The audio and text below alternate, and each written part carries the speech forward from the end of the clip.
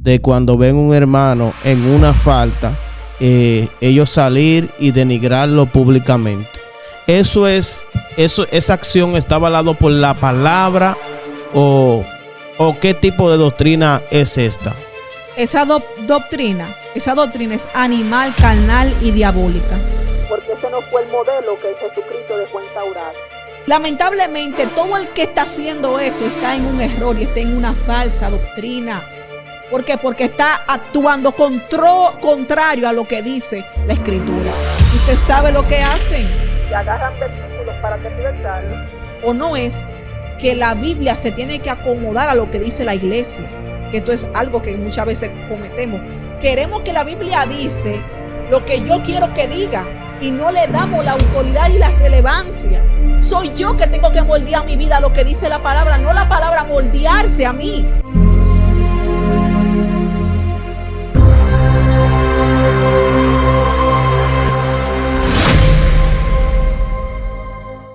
Amén. Dios bendiga a cada persona que nos sintoniza por estos medios. Soy su hermano evangelista. Bienvenido, Kerry, al conjunto de mi amada esposa. Amén, Antonelia Luna. Dios le bendiga, queridos hermanos. Un honor para nosotros poder compartir la palabra en este día. Amén. Vamos a aprovechar para dar saludos a nuestros suscriptores que están ahí, ¿verdad? Y son parte de este propósito de Dios. Gracias a cada uno de ustedes.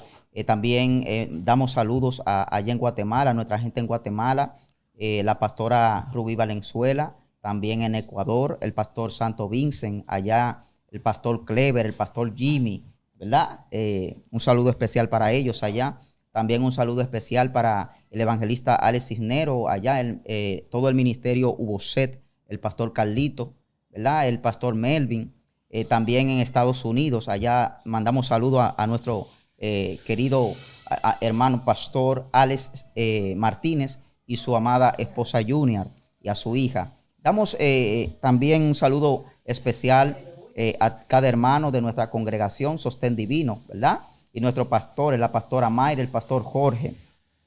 En este día le tenemos un tema bastante especial. Este tema es titulado ¿Cómo identificar sectas y falsas doctrinas según la Biblia? Para iniciar, vamos a leer la palabra en Primera de Timoteo capítulo 4, versículo 1. Primera de Timoteo capítulo 4, versículo 1. Estaremos leyendo para honrar al Padre, al Hijo y al Espíritu Santo. Pero el Espíritu dice claramente que en los postreros tiempos algunos apostatarán de la fe, escuchando a espíritus engañadores y a doctrinas de demonios. Amén. Padre, gracias por tus palabras. Amén, gloria a Dios. Amada, ¿qué significa la palabra doctrina? Amén. Para poder desglosar este tema, mis queridos hermanos, es importante tener este concepto claro. Cuando nosotros analizamos el término hebreo, la palabra doctrina griego, viene de la palabra didaje o didasque, también como se conoce, y también se utiliza lo que es la palabra didascalia y significa enseñanza o instrucción. Son aquellas instrucciones que Dios nos ha dejado pautadas en su palabra. Ahora bien, sabemos que la doctrina contiene todos estos ámbitos relevantes con relación a nuestra salvación. Amén, gloria a Dios. ¿Y qué es una falsa doctrina? La palabra falso, sabemos que cuando se está hablando de esto, se está hablando realmente de aquello que es contrario a la doctrina establecida en la palabra. Es aquel mensaje que se encuentra en contraste o en disputa con lo que ya Dios ha establecido a la luz de su palabra. Y nótese que este no es un tema nuevo en la palabra, porque desde el Antiguo Testamento observamos que el Señor nos dio advertencia en contra de las falsas doctrinas. Un ejemplo primordial que hay que saber y entender fue es que esta fue la estrategia que utilizó Satanás en el huerto de Edén. Si usted se fija, Dios había dado instrucciones al hombre, Dios había adoctrinado al hombre, pero sin embargo, el enemigo lo que hizo fue infiltrar una falsa enseñanza, tergiversando lo que ya Dios había pautado. Entonces, de aquí es que surgen básicamente las falsas doctrinas. Asimismo, también en el libro de Deuteronomio, el Señor hablándole al pueblo de Israel, le dice que si algún profeta hiciera una señal en medio del pueblo y dijere, óigame, que abandonen los preceptos o que adoren a otros dioses, no creamos a tal profeta. O sea, advirtiéndole de que de aún del mismo pueblo se podían levantar personas con señales, mis queridos hermanos, pero errar en cuanto a lo que es el ámbito doctrinal. Pero no solamente observamos esto en el Antiguo Testamento, sino que también nuestro Señor Jesucristo nos advirtió acerca de las falsas doctrinas. Y cuando la iglesia primitiva surge, usted sabe lo que el enemigo utiliza para tratar de detener la expansión de la iglesia en Hechos capítulo 15. También las falsas doctrinas con relación a los gentiles. ¿Por qué? Porque querían que la iglesia, que el pueblo judaizara y abandonara los preceptos que ya tenían pautados. Pero qué bueno es cuando tenemos la dirección del Espíritu Santo en nuestra vida. Y usted sabe que aquí en Timoteo estaba aconteciendo lo mismo, que el apóstol Pablo tiene que escribirle para que Timoteo se aperciba y entienda que se iban a infiltrar o se querían infiltrar estas falsas enseñanzas en el pueblo. Y a mí me impacta mucho esto. ¿Usted sabe por qué? Porque bien lo dice el versículo 4. Dice, pero dice el Espíritu claramente que en los postreros tiempos, aquí hay dos principios. El primero que insta o anuncia este hecho o que provoca que se detecten las falsas doctrinas es el Espíritu Santo. Gloria a Dios. De Dios.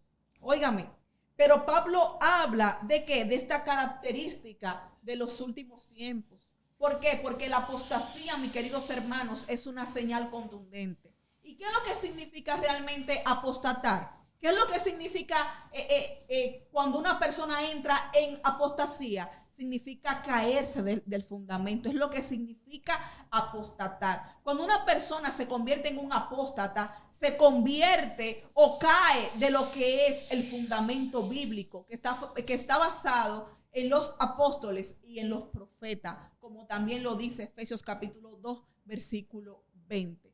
Por eso hay que entender claro. Pero óigame, esto no surge solamente de una concepción humana, lo que son las falsas doctrinas, sino que es una estrategia de Satanás. ¿Para qué? Para tratar de desvincular al creyente de la obra de Dios. Y esto es importante, porque ahí observamos esto, que las falsas doctrinas surgen en Satanás. Por eso dice ahí mismito en el versículo 4, que escuchando a espíritus engañadores y a doctrinas de demonios. De esta forma es que se va a cometer o se va a entrar en lo que es la apostasía.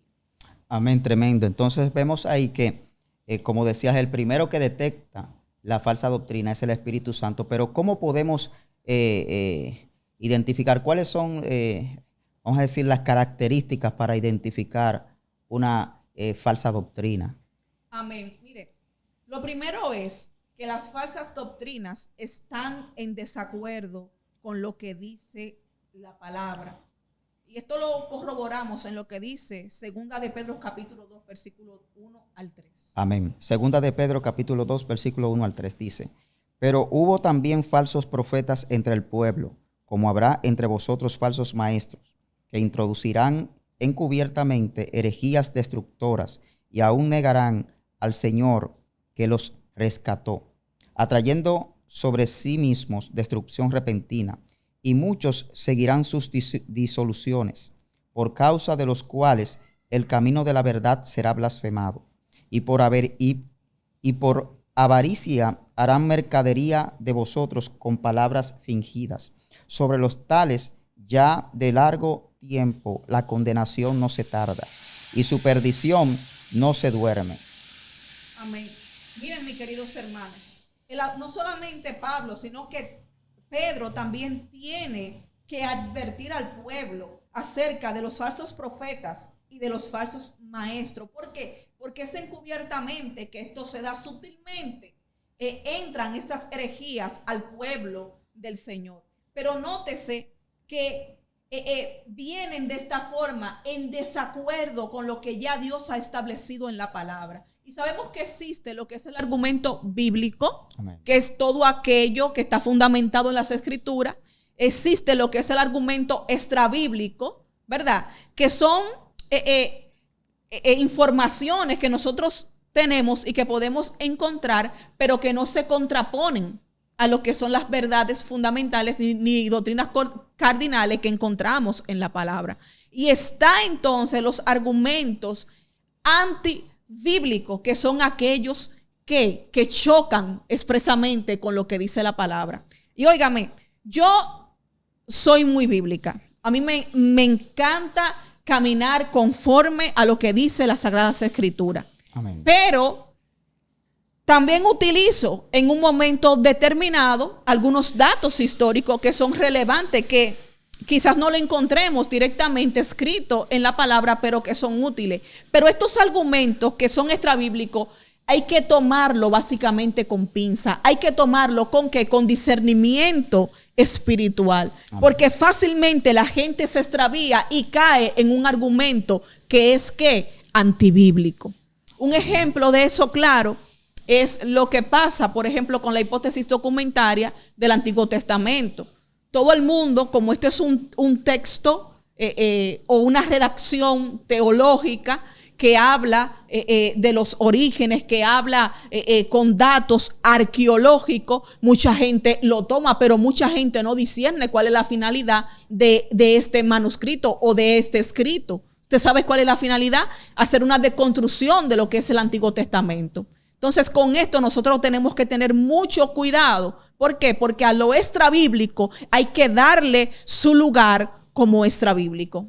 Amén. Esto pasaría también con lo que son los libros apócrifos. Exactamente. Que no entraron en el canon. Exactamente. Con estos libros apócrifos deuterocanónicos, como es el libro de No, como es el libro también de Judí, como es la Asunción de Moisés, el mismo libro de los Macabeos. A nivel literario y a nivel histórico, son una joya porque nos hablan de lo que aconteció en el periodo intertestamentario. Pero, lamentablemente, en su doctrina hay infiltraciones que conducen al culto a los muertos y a la consulta también de poderes ocultos. Han desviado de lo que dice la palabra. Exactamente. Entonces, esta es la primera cualidad que podemos observar, el desacuerdo con la Biblia. Esta es la primera cualidad que usted va a encontrar en una falsa doctrina que choca con lo que ya establecido. Y sabemos que la regla número 1 de interpretación bíblica es que la Biblia interpreta a la Biblia. ¿Por qué? Amén. Porque toda la Biblia, mis queridos hermanos, es un contexto. Hay contextos inmediatos, hay contextos mediatos y hay contexto de libro. Una de las cualidades de las Escrituras es esa unidad perfecta, porque aunque la palabra del Señor tiene 40 autores humanos, hay un solo autor, que es el Espíritu Santo. Amén. Desde Génesis hasta Apocalipsis. Por eso es que todo concuerda, aunque hayan pasado diferentes etapas, diferentes épocas, diferentes circunstancias, la Biblia es una sola, porque es la historia del plan de Dios para la redención del ser humano. Amén, gloria al Señor. Amén. Entonces, otra de las cualidades que podemos observar, ¿usted sabe cuál es? La apreciación errada de la doctrina. Y esto es muy importante. ¿Usted sabe por qué? Porque la mayoría de las herejías se caracterizan por eso. Por escoger una doctrina y sublevarla por encima de las otras. Un ejemplo claro. Muchas veces toman la divinidad de Cristo, pero se olvidan ¿de qué? De su humanidad. Otras veces toman la doctrina de la unicidad solamente, pero se olvidan de que Dios se manifiesta en 3 personas. Toman la unicidad para negar la Trinidad. Toman, por ejemplo, también la doctrina del cuerpo para negar o para resaltar solamente esa parte, olvidándose de que la santificación es completa, alma, cuerpo y espíritu. Entonces, esto nosotros tenemos que tenerlo claro, porque es una cualidad de lo que es una herejía la apreciación errada de la doctrina. Cuando usted vaya a tomar en cuenta lo que dice la palabra, usted tiene que verlo todo, desde todos los ámbitos. Bendito sea el Señor. Entonces, la tercera cualidad que podemos resaltar es la contradicción con los hechos bíblicos. Y aquí, mis queridos hermanos, es muy importante, porque esto se estaba dando también en la iglesia primitiva. Esto se estaba dando en la iglesia de Éfeso. Pablo mandó a Timoteo a pastorear esta iglesia. Y usted sabe lo que le tuvo que escribir Pablo. Una advertencia bastante contundente. Vamos a 2 de Timoteo capítulo 2, versículos 16 al 18. Amén. 2 de Timoteo capítulo 2, versículo 16 dice: Mas evita profanas y vanas palabrerías, porque conducirán más y más a la impiedad.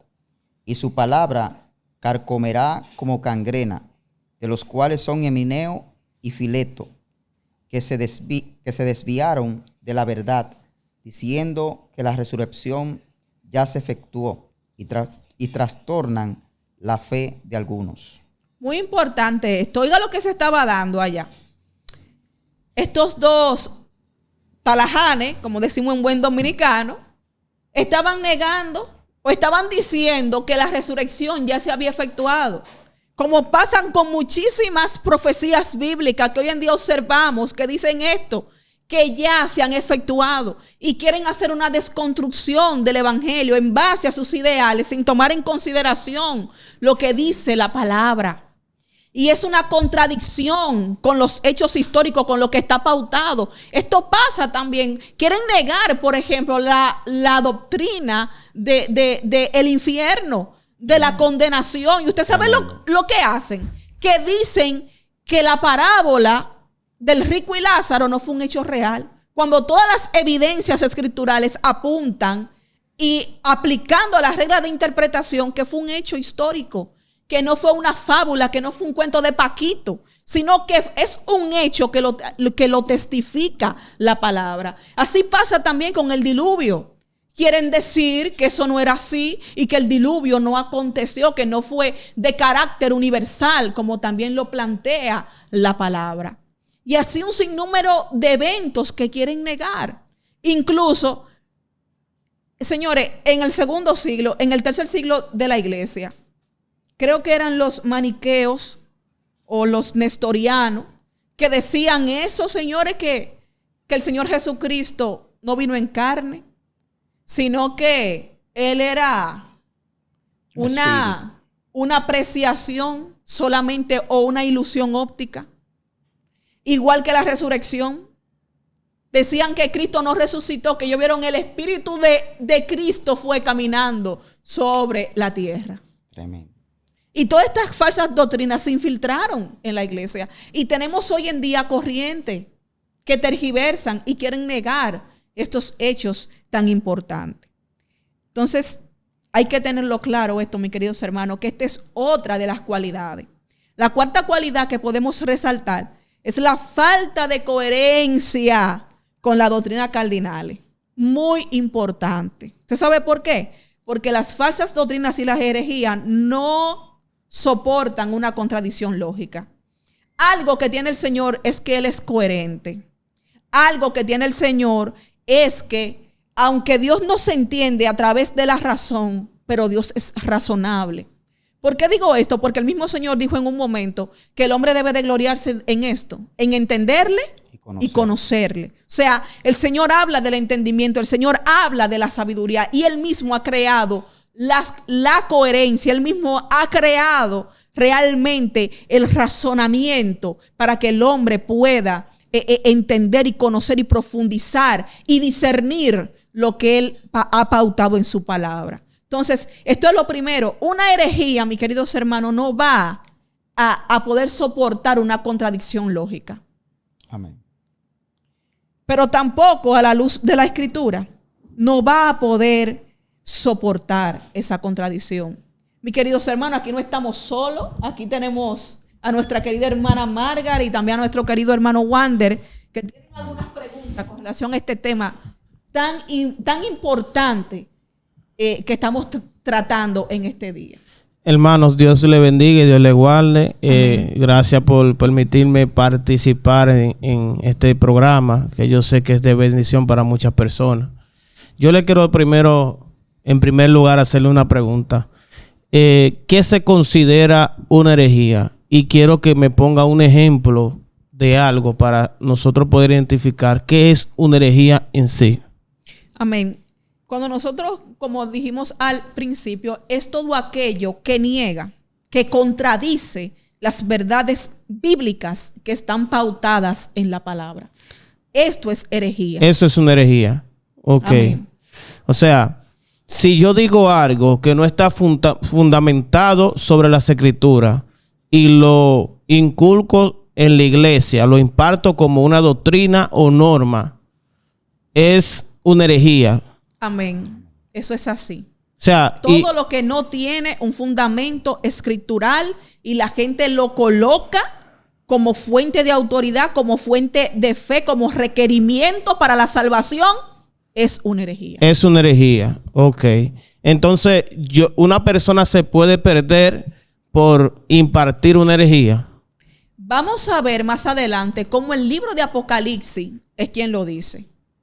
El libro de Apocalipsis dice que todo aquel que añada o quite a las palabras de las profecías, el Señor iba a derramar los 21 juicios capitales sobre ellos, iba a quitar su nombre del libro de la vida. O sea, cuando una persona lamentablemente añade o quita lo que dice la palabra, se está convirtiendo en un errorista y un heresiarca, como dice el apóstol Pedro en una de sus cartas. Y lamentablemente su salvación está peligrando. Ahora bien, esto hay que hacerle una cirugía, porque en la Biblia tenemos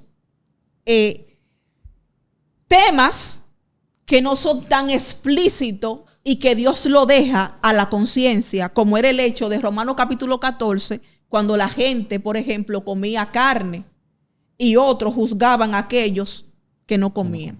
Entonces, hay cosas que son en esta magnitud que no afectan la salvación. Ahora bien, ¿cuál es el problema? Cuando tú me lo pones como requisito para yo poder ser salvo. Ahí es que tenemos el contronazo. O sea, si una persona te condena como pecado, te lo pone como pecado, algo que no está fundamentado por la palabra, ¿esa persona se puede perder? Claro que sí. Lo dice la Biblia. No lo estoy inventando yo. Lo dice el libro de Apocalipsis. Más adelante vamos a leer la cita bíblica. Yo entiendo a dónde yo quiero llegar con esto. Es que lastimosamente en el día de hoy vemos como muchas personas, muchos pastores y muchas congregaciones en el día de hoy toman de excusa con decir, no, eso es una norma de la iglesia, pero por otro lado condenan al que fracciona esa norma, al que no está cumpliendo esa norma de la iglesia, pero esa norma no está avalada por la palabra. No sé si tú me entiendes. Claro. La norma no está avalada por la palabra, pero el que no la cumple lo condena como si fuera pecado. Entonces, hay un mal manejo y un mal proceder en ese caso. Y esto pasaba con los fariseos, por eso Jesús tenía tanto problema, señores, porque el Señor Jesucristo no se lo toleraba. Jesús le dijo a los fariseos: ustedes recorren cielo y tierra para hacer un prosélito y luego que se convierte lo hacen 2 veces más hijos del infierno. ¿Por qué? Porque le enseñan mandamiento de hombre como si fuera doctrina. Entonces los principios que nosotros tenemos ahí, por lo cual necesitamos ser salvos, están pautados en la palabra. Hay cosas que son dogmáticas, pero hay cosas que son normativas. Sus normas a toda congregación se les respeta, son cosas sencillas, triviales. Hay iglesias, por ejemplo, que la gente no puede beber agua en el altar o cuando está predicando, pero sin embargo en otra te ponen Gatorade. Se van a perder aquellos que te ponen un Gatorade por una norma. Eso es imposible, mis queridos hermanos. Eso no atenta en contra de la salvación ¿de qué? De nadie. Ahora bien, todo en su debido orden y con el debido respeto que se merece la casa de Dios, porque usted no va a meter un buffet en el altar, obvio. Obvio que no. ¿Por qué? Pero son normas que hay que respetar, pero el problema está ahí, cuando nosotros la colocamos como requisito para la salvación. O sea, los requisitos para una persona tomar el altar, ¿eso es a conciencia del hombre o a la luz de las escrituras? O sea, ¿cuáles deberían de ser los requisitos? No sé si tú me estás entendiendo la pregunta. Claro. Porque hay personas que ponen requisitos para una persona tomar el altar que están fuera de la palabra. Entonces, Amén. yo considero, mi humilde opinión, que el único requisito para una persona estar al altar es estar a la luz de la palabra, estar santo ante los ojos de Dios. Y santificado. Exactamente. Pero vemos que hoy en día las personas le ponen unos requisitos para tomar el altar que están fuera de la palabra. Entonces, Amén. yo quiero que usted me explique cuáles son los requisitos para una persona tomar el altar y si está bien que el hombre le imponga requisitos de hombre para la persona tomarlo. Miren, es un tema tremendo realmente, porque estamos viendo que hoy en día es lo que más se propaga, que la gente lo inhiben básicamente y sobre todo porque no solamente es el tema de que lo inhiben de una parte. Mire, nadie se va a perder porque deje de tomar una parte, sino en la condición que se coloca al hermano. Eso es lo más delicado. ¿Por qué? Porque el segundo mandamiento, que sí por eso la gente se pierde, es amarás a tu prójimo como ¿qué? A ti Como mismo. a ti mismo. Entonces es un tema bastante delicado porque muchas veces por el mal manejo de nosotros, como dijo Pablo, estamos causando tropiezo a aquel por el cual Cristo ha derramado su sangre.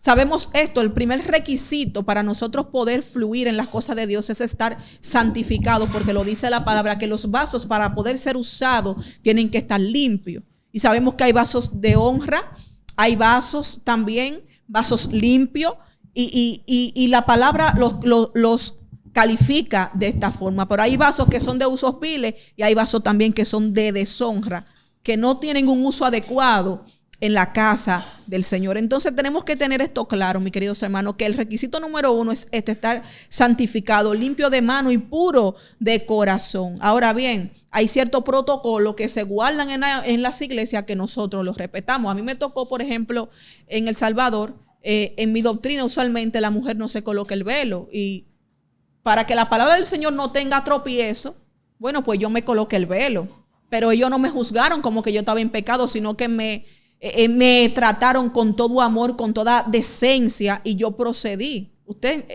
No sé si me doy a entender, a colocarme el velo, y hasta bonita me veía, porque la amada Tamire me tiró un piropo y me dijo que me iba a comprar uno para que me lo ponga de vez en cuando, ya usted sabe. Entonces hay que entender esto. Realmente el estándar es la palabra. Y lo más importante es esto, estar puro de mano, limpio de corazón y guardar los preceptos del Señor de acorde a lo que dice su palabra. Y esto lo habilita para usted poder fluir en las cosas del Señor. Ahora bien, hay cosas que por uno las guarda, como le pasó a Pablo, que dice que él se hacía judío con el que era judío y que participaba también como los gentiles, pero esto no es una dualidad ni una doble identidad, sino que al otro, en un cierto sentido, hay que saberlo llevar. Pero nadie tiene autoridad realmente para inculcar nada que se salga de los preceptos establecidos por el Señor. Inmediatamente, porque el problema está en la acción, en la gente juzgar, condenar, óigame, y tratar al otro de la forma inadecuada según la palabra. Amén. Amén, amén. Yo quiero hacer una pregunta. Amén. Dios le bendiga a usted y gracias por esta oportunidad. Amén. Entonces, según lo que yo escucho que usted está exponiendo, amada, Amén. si uno está en una congregación o viene del mundo y en esa congregación, un ejemplo, están enseñando eso mismo, herejía y todo eso. Y eso es lo que el creyente aprende. Vamos a decir eso que usted dice de lo del agua en el altar. Si a mí me enseñaron que eso era pecado, un ejemplo, y yo por la falta de conocimiento, claro, porque fue lo que me enseñaron, yo cuestiono y juzgo y claudico en contra de esa persona que lo está haciendo, yo estaría faltando al Señor o estaría faltando al Señor mi líder. ¿Sobre quién vendría la carga de lo que se me enseñó? O sobre la cabeza, porque la atalaya está ahí para eso. Y lamentablemente la gente va a tener que darle cuenta a Dios. Miren, la Biblia dice que Cristo es el príncipe de los pastores. Amén. O sea, sobre todo pastor está el pastor principal, que es ¿quién? Cristo. Ahora bien, usted como oveja, usted se somete a su pastor porque es lo bíblico. Pero a usted también tiene una responsabilidad de crecer espiritualmente y de escudriñar la palabra, de que el Espíritu Santo le dirija y que el Espíritu Santo le ilumine. ¿Para qué? Para que usted no sea movido por cualquier viento de doctrina, como dice el apóstol Pablo. Amén. En usted está esa responsabilidad. ¿Usted me entiende? Y lamentablemente, en la cultura que nosotros estamos, precisamente en República Dominicana, se fomentan mucho este tipo de situaciones, que no hay una separación entre lo que es una doctrina, lo que es un dogma y lo que es una norma. Y a todo lamentablemente le queremos llamar pecado y realmente eso no es así. Y Pablo fue muy claro cuando habló en Colosenses. ¿De qué? De que muchas de las normas que se utilizan realmente no tienen ningún valor o no toman ninguna acción en contra de los apetitos de la carne. Entonces, nosotros tenemos que aprender a santificarnos y dejar que la palabra del Señor fructifique en nosotros, porque es realmente a través de ella y que vamos a conocer la vida eterna.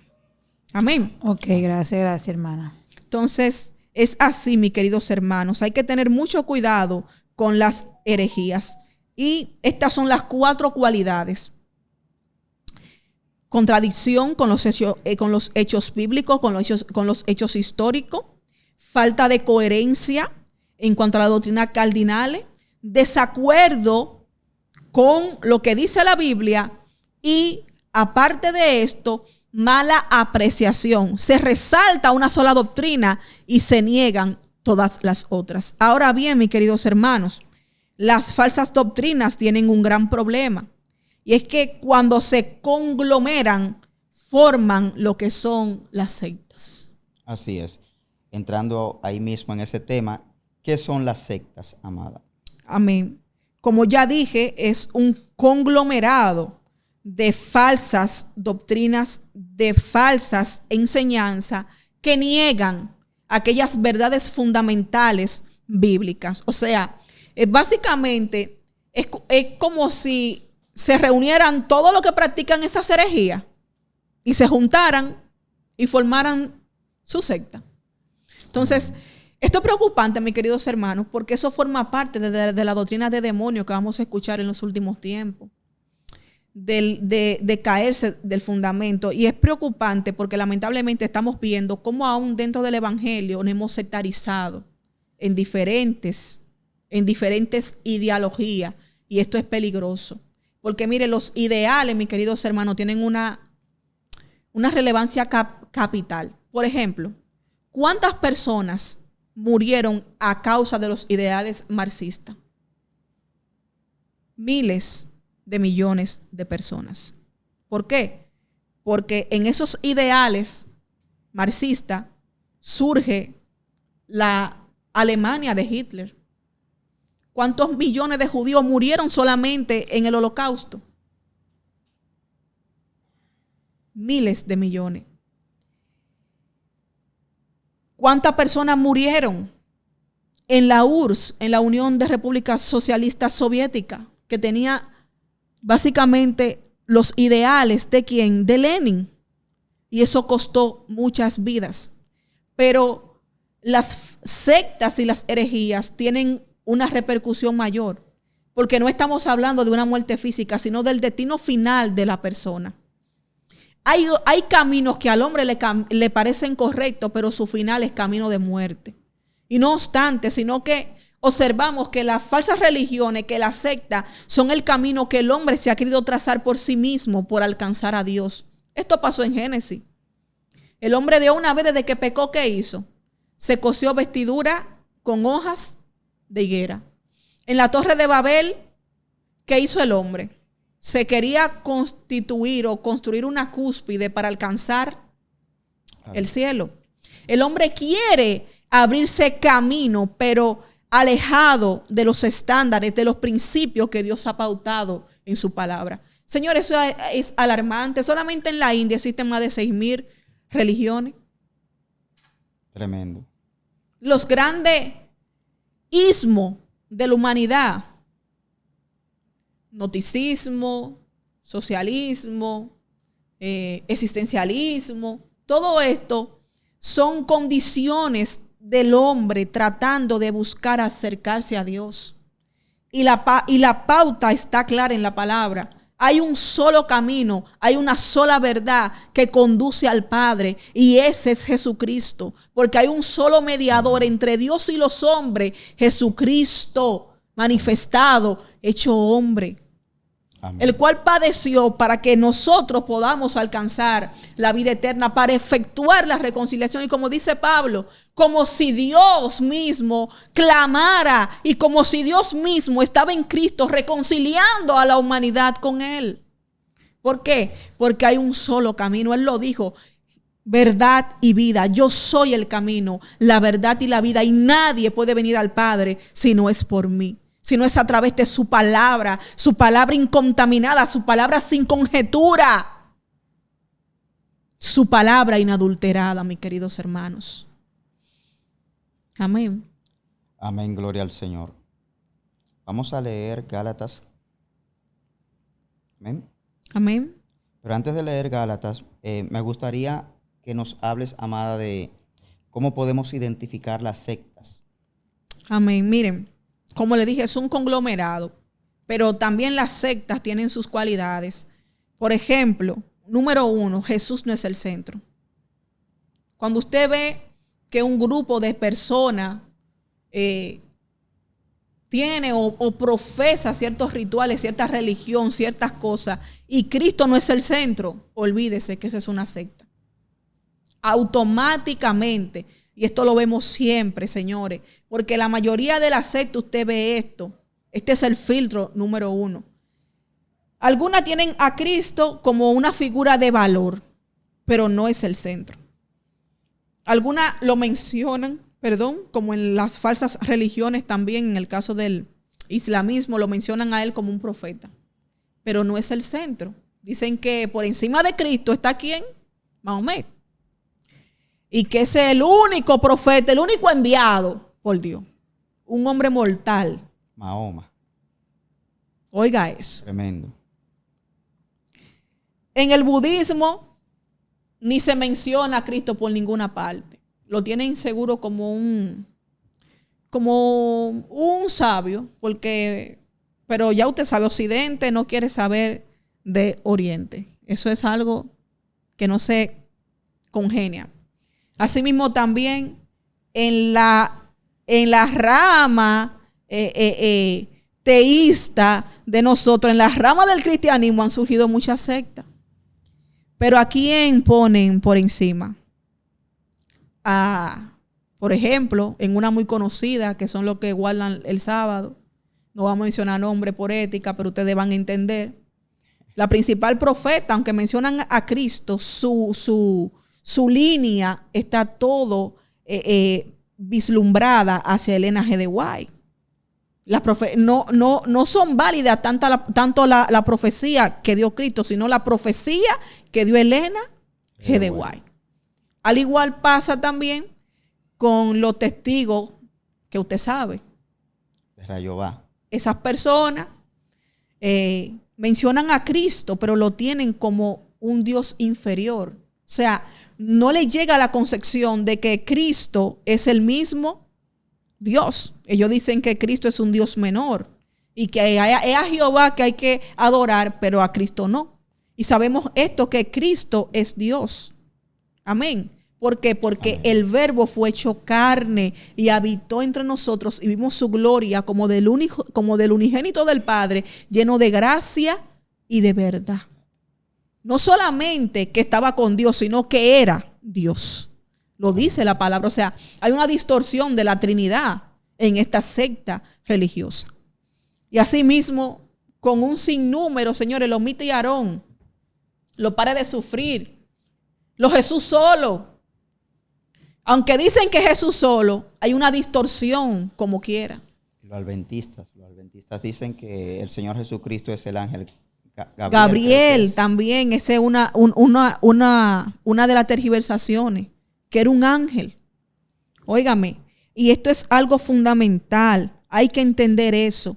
Y donde usted vea, mire, que los mensajes no son cristocéntricos, que no se fomenta el sacrificio de Cristo, puede decirse, puede llamarse iglesia pentecostal, puede llamarse, mire, como sea, puede llamarse iglesia primitiva, pero eso ya se está convirtiendo en una secta. Cuando Cristo no es el centro de una iglesia, eso es un acopio de personas, no se puede llamar iglesia. Él es el camino, la verdad y la vida. Amén. Nadie va al Padre si no es por Él. Amén, así es. Y la iglesia de Galacia tuvo este problema. Por eso Pablo tuvo que decirle lo que tú citaste hace un momento. Le dice que cómo es posible que ellos se caigan tan rápido del fundamento y que si un ángel del cielo enseñara otro evangelio, señores, sea llamado anatema, que es maldito. Y oiga, qué terrible esto. ¿Usted sabe por qué? Porque a veces nosotros consideramos que esto no se da dentro de nosotros, dentro de nuestra línea, y no es así. Amén. Voy a leer Gálatas capítulo 1. Dice: estoy maravillado de que tan pronto os hayáis alejado del que os llamó por la gracia de Cristo, para seguir un evangelio diferente. No que haya otro, sino que hay algunos que os perturban y quieren pervertir el evangelio de Cristo. Mas si aún nosotros o un ángel del cielo os anunciare otro evangelio diferente del que os hemos anunciado, sea anatema. Amén. Como antes hemos dicho, también ahora lo repito. Si alguno os predica diferente evangelio del que habéis recibido, sea anatema. Amén. Es muy terrible, señores. Cuando nosotros no nos convertimos ni a un pastor, ni a una iglesia, ni a un grupo, ni a una secta. Nosotros nos convertimos a quién, a Cristo. Por eso somos constituidos discípulos de Cristo. Nuestro hermano Wendell tiene una pregunta, mis queridos hermanos. Amén. Una pregunta. Todo lo que sea contrario a la doctrina de que dejó Cristo es una falsa doctrina. Amén. ¿Cierto? Claro. Yo quiero entender por qué vemos algún grupo de personas hoy en día en las redes sociales donde se han tomado el atrevimiento de cuando ven un hermano en una falta, ellos salir y denigrarlo públicamente. ¿Esa acción está avalado por la palabra o qué tipo de doctrina es esta?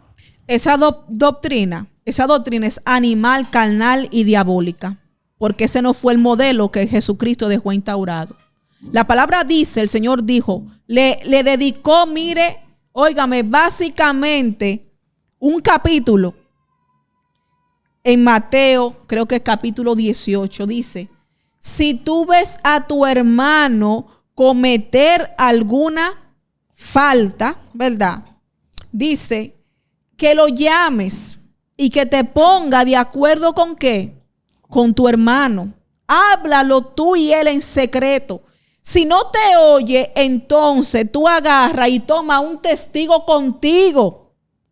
Y tú agarras, hermano, y entre los dos, con espíritu de mansedumbre, porque la revelación es progresiva. Jesucristo te dijo cómo hacerlo, ¿verdad? Pero Pablo te da más luz en cuanto a la actitud que tú tienes que tener para corregir a ese hermano. Dice Pablo que considerándote a ti mismo, y dice también que con misericordia es que se corrige el pecado.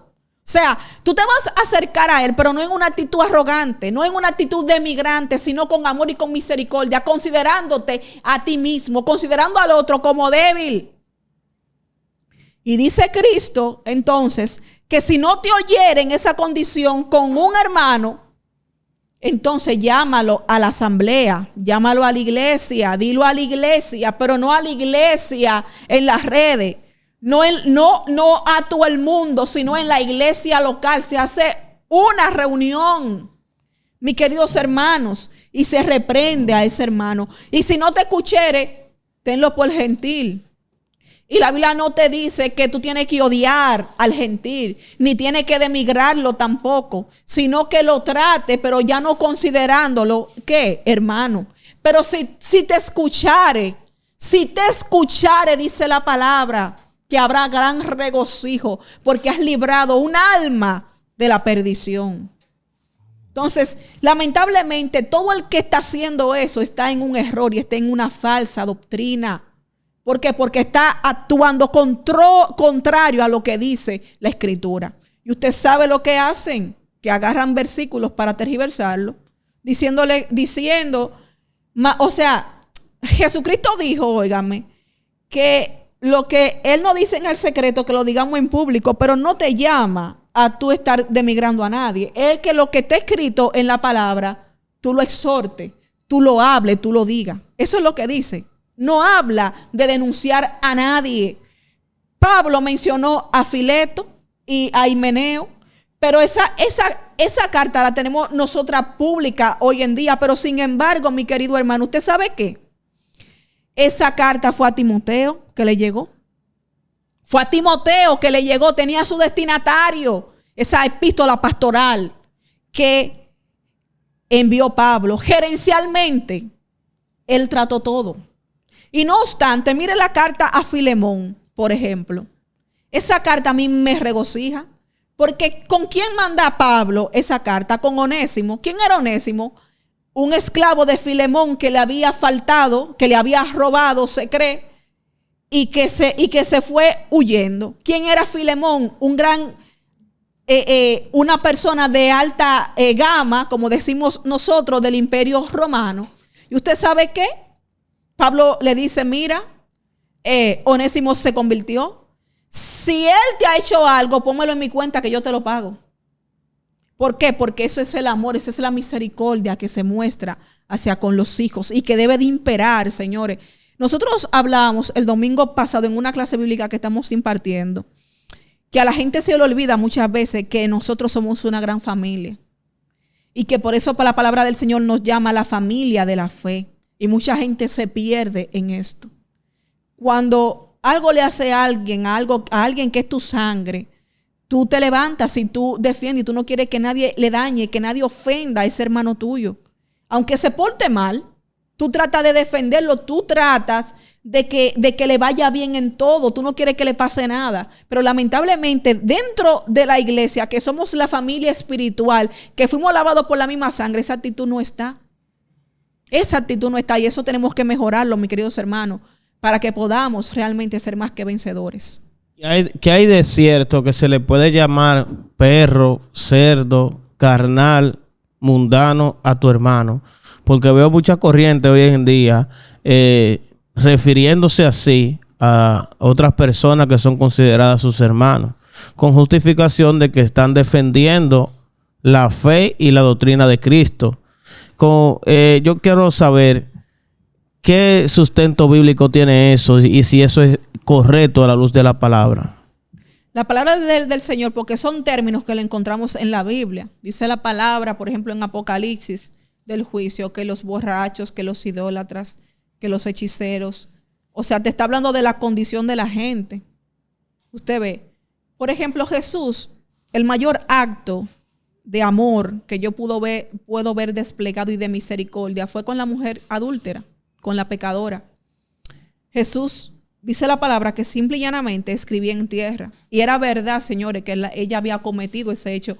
Le encontraron en el mismo acto de adulterio. Jesús no le dijo, mira, buena adúltera, arrepiéntete. No la denigró, sino que solamente le dijo, el que esté libre de pecado, que tire la primera piedra. Y ella le dijo, vete y no peques más. Cuando los discípulos le dijeron, Señor, vamos a orar para que descienda fuego del cielo, para que lo consuma, él dijo, no, ustedes no saben de qué espíritu yo soy. Yo no vine a perder alma, sino a ganar alma. Y aunque le dijo en parábola, porque fue una parábola, un refrán que utilizó con la mujer sirofenicia, no le dijo perrilla para demigrarla, porque esto no era la actitud del maestro. Nosotros estamos llamados a imitar a Cristo en todos los ámbitos. Por eso fue que Él se encarnó, señores. ¿Para qué? Para dejarnos ejemplo, dice Pedro, para que sigamos sus pisadas. Entonces, usted nunca va a encontrar a los discípulos en esa condición, ni a Cristo tampoco, denigrando a nadie, ni vociferando palabra descompuesta por su boca. Al contrario, Pablo decía, oren por mí, para que con todo denuedo y toda altura yo pueda predicar el evangelio.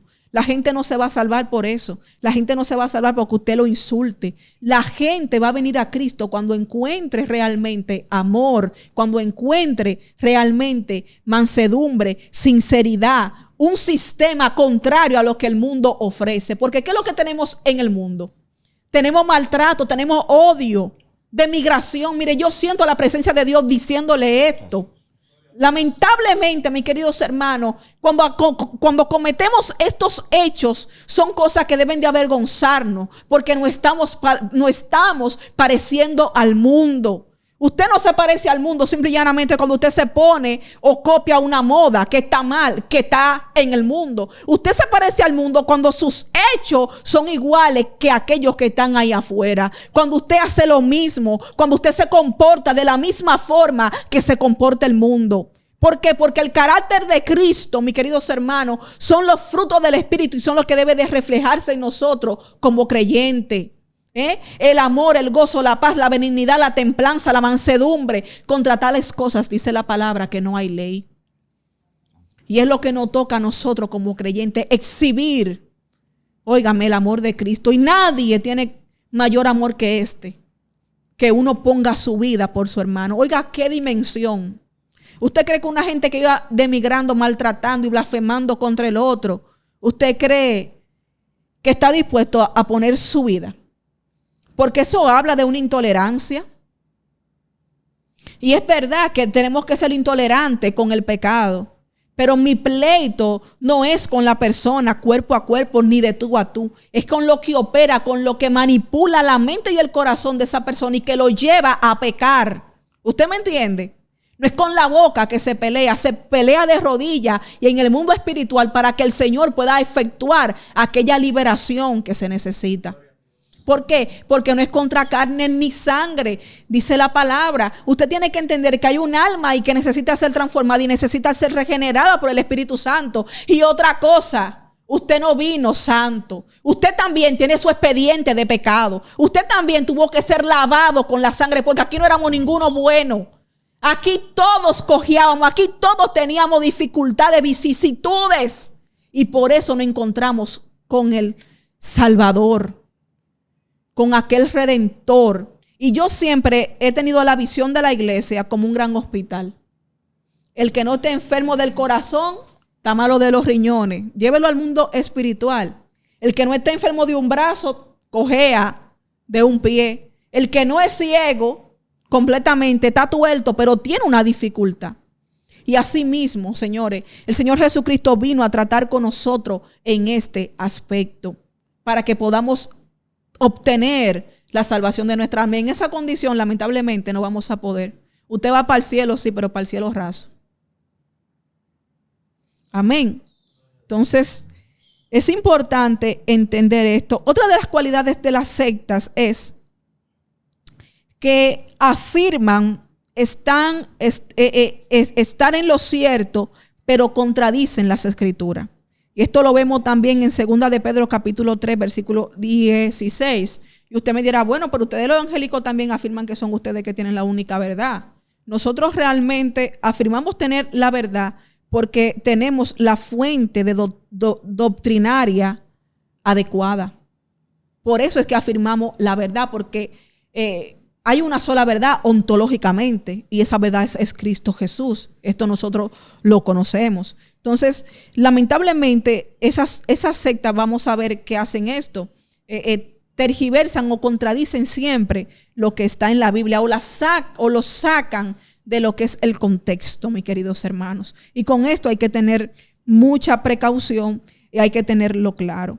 Otra de las cualidades es que quitan, añaden y hacen uso de falsas interpretaciones. O sea, va muy de acorde con lo que acabo de decir. Afirman estar en lo cierto, pero ¿de qué forma? Tergiversando lo que dice la palabra.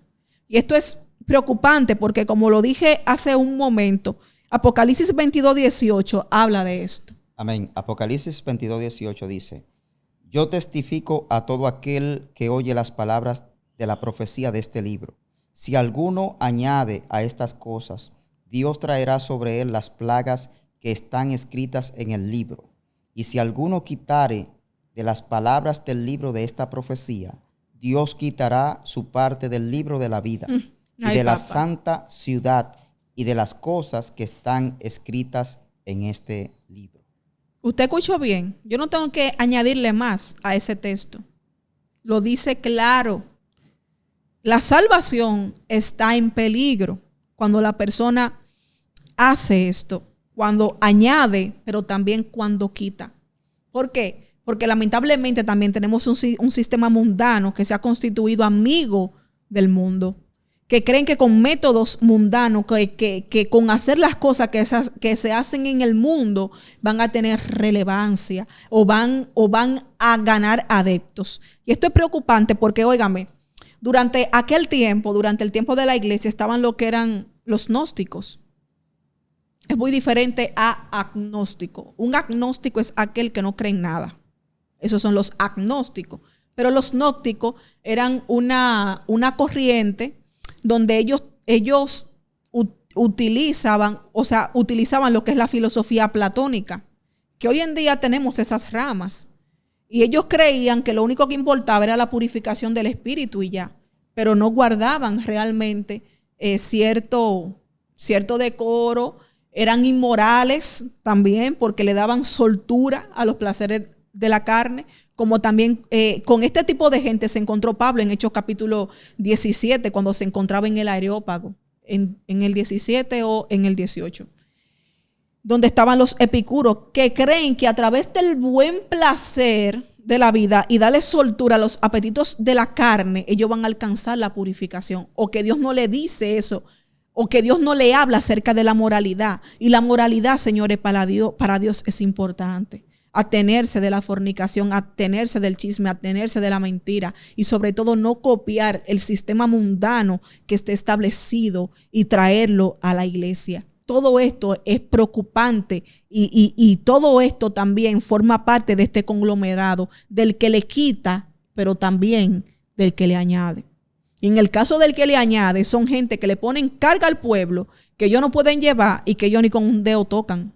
Y como dice Pablo, doctrinas erróneas, como nos guste, no toque, no maneje, que no tienen ninguna incidencia contra los apetitos de la carne. Otra de las cualidades también que podemos destacar es las fuentes doctrinarias aparte de la Biblia. Toda secta, mira, mis queridos hermanos, tiene un librito aparte de la Biblia, que ellos dicen que con ese librito es que ellos van a poder interpretar lo que dice la palabra, cuando la Biblia nos dice que lo que está escrito aquí no es de interpretación privada, sino que todos tenemos acceso a lo escritural. Por ejemplo, el catolicismo romano tiene sus códices, Vaticano I, Vaticano II, tiene todo su librito ahí que ellos utilizan para interpretar la Biblia.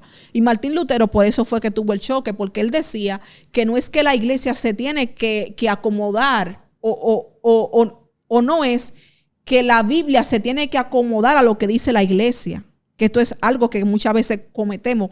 Queremos que la Biblia dice lo que yo quiero que diga y no le damos la autoridad y la relevancia. Soy yo que tengo que moldear mi vida a lo que dice la palabra, no la palabra moldearse a mí.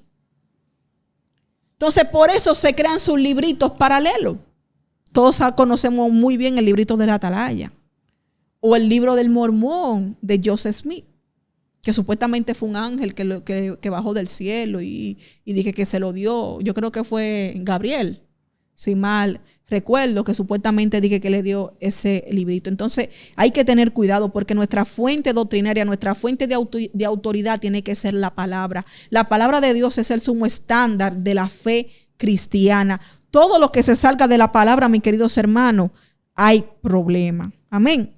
Y por último, la última cualidad es que se posee un falso concepto de lo que es la salvación. Y con esto hay que tener cuidado. ¿Por qué? Porque la fe Mi queridos hermanos, la salvación se produce a través de la fe.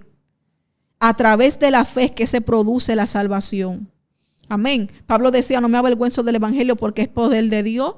Primeramente, ¿para qué? Para salvación al judío como también al griego.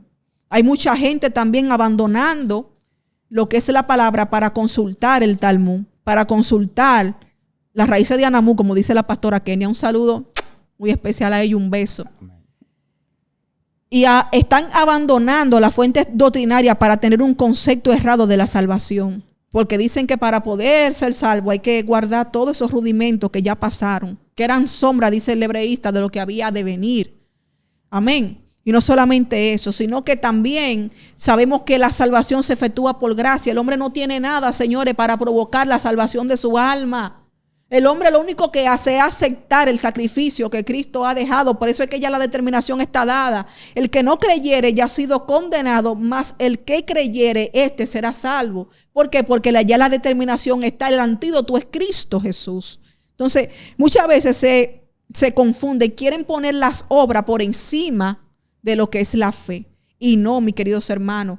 Yo soy salvo en Cristo y tengo la responsabilidad simple y llanamente de mantener mi salvación y mantenerme puro. Pero es Cristo quien me salva. Es la fe en Cristo que produce en mí la salvación de mi alma. Amén. Cree en tu corazón, de todo corazón, cree y confiésalo por tu boca. Y de una vez automáticamente tú entras al plan de redención y el Espíritu Santo empieza a efectuar su obra en tu vida, porque Él es el que convence de justicia y de juicio. Amén. Amén. Gloria a Dios. Que Dios bendiga a todas esas personas que han estado allí. Sabemos que ha sido un manjar del cielo. Gloria a Dios, que esta palabra te pueda bendecir grandemente, ¿verdad? Gloria a nuestro Padre Celestial. Hemos llegado al final. Esos suscriptores, compartan, ¿verdad? Dele like, dele me gusta. Gloria al nombre del Señor. Y suscríbase sobre todo. Amén. Y hasta aquí, gloria a Dios. Damos gracias al Señor. Dios bendiga.